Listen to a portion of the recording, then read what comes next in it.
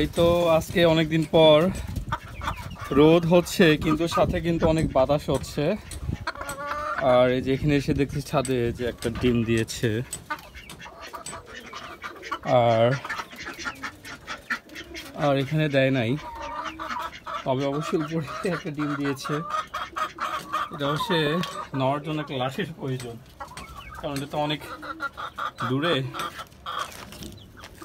মুরগিটা অবশ্যই গতকালকেও ডিম দিয়েছিল, মাঝখানে একটু গ্যাপ দিয়েছিল, এখন আবার ডিম দেওয়া শুরু করছে আলহামদুলিল্লাহ। তো আমি হাত দিয়েও নিতে পারছি না লাঠির সাহায্যে। এই তো